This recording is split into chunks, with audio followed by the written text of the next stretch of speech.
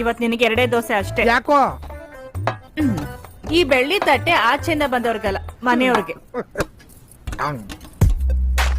ಇವರು ನಮ್ ಕಲಾವತಿ ಅತ್ತೆ, ಹೊಗಳಿದ್ರೆ ಸಾಕು ಫ್ಲಾಟ್ ಆಗ್ಬಿಡ್ತಾರೆ. ಹೌದು, ದೇವತೆ ಅಂತ ನಿಮ್ಮನ್ ಮನೇಲಿ ಇಟ್ಕೊಂಡು ಭೂಮಿ ಬೇರೆ ಯಾರನ್ನ ಹೊಗಳ್ತಾ ಇದ್ಲಲ್ಲ? ಏನೋ ಬುಟ್ಟ. ಯಾರನ್ನ ಹೊಗಳ್ತಾ ಇದ್ಲು? ಅವ್ರ ಹೆಸರು ಅದೇನೋ ಕಲಾವತಿನ. ಕರೆಕ್ಟ್.